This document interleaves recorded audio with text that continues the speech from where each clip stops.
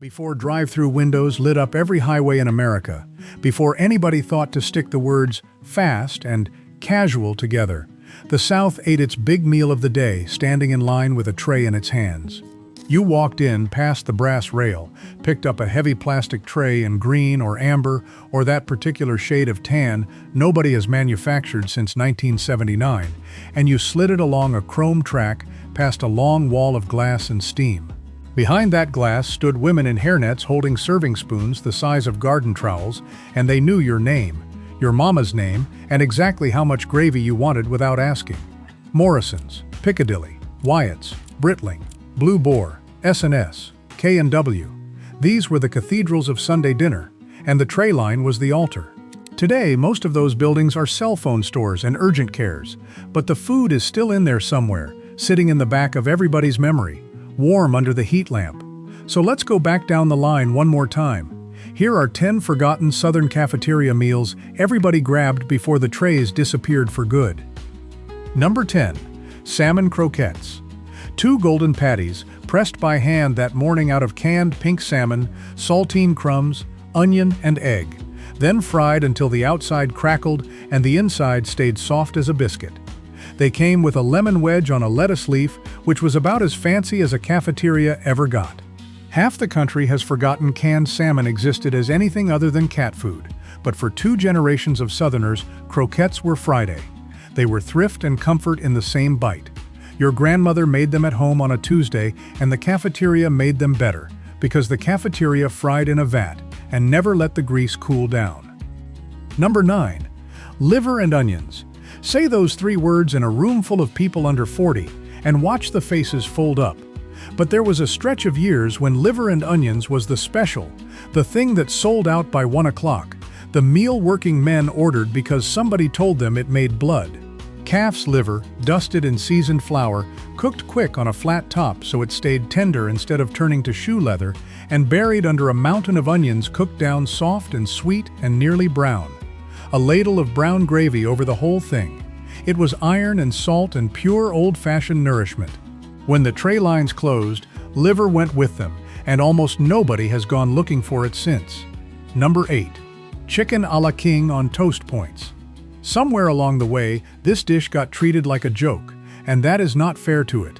Diced chicken, mushrooms, and pimentos in a cream sauce, ladled hot over 2 triangles of white toast that immediately began to surrender underneath it.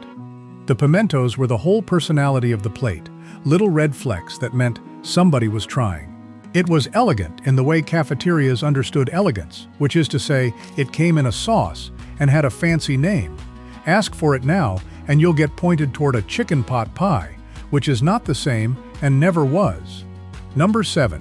Congealed salad. And yes, it counted as salad. That is not a joke. That is a fact of Southern cafeteria law.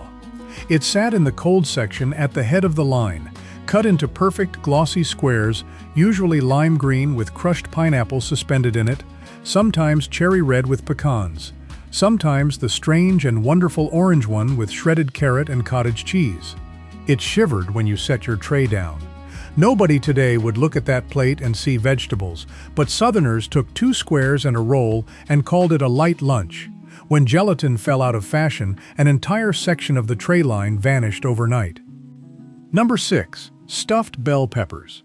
Green peppers, cut in half the long way, blanched just soft, packed with seasoned ground beef and rice and onion, capped with tomato sauce, and baked until the pepper slumped and gave up its shape.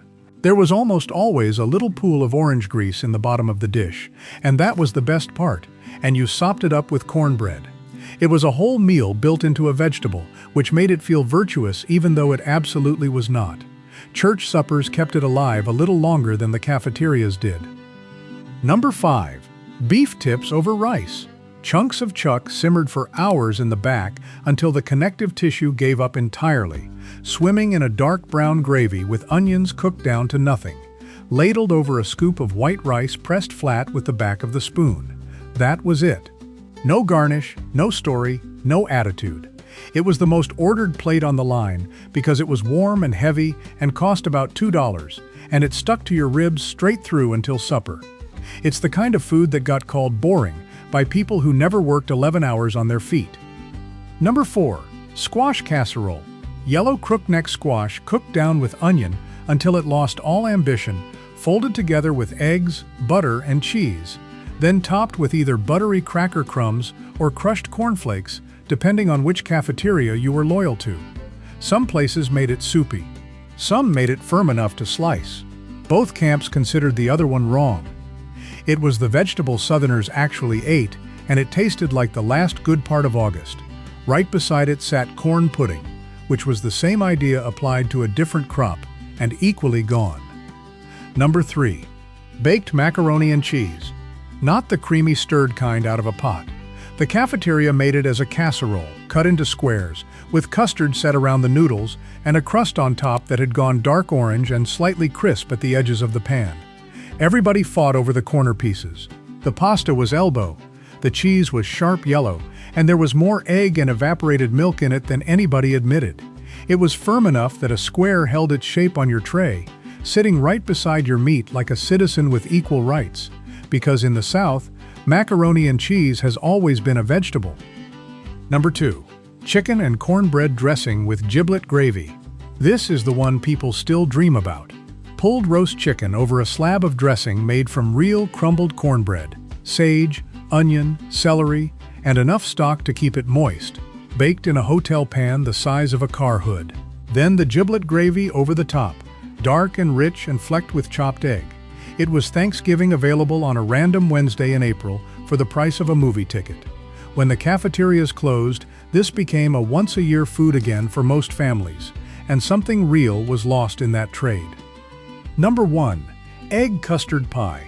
Not chess pie, not buttermilk pie, though those were on the dessert rail too. Egg custard, a single crust pie filled with eggs, sugar, milk, and vanilla, dusted with nutmeg across the top, baked until it barely set and jiggled in the center like it was still deciding. It came out cool and smooth and quiet, the least dramatic dessert ever made, and it was perfect. You put it on your tray at the very start of the line and looked at it the whole way down, waiting. The tray lines went away because the world got faster, families got smaller, and a generation decided lunch should be handed to them through a window. Fair enough. But there was something about pushing a tray down a rail, seeing all your options at once, and having a woman who'd worked there 22 years tell you the beef tips looked better than the chicken today. That wasn't just food. That was somebody looking after you. If any of these plates brought a place back to mind, say the name of that cafeteria out loud. Somebody else remembers it too.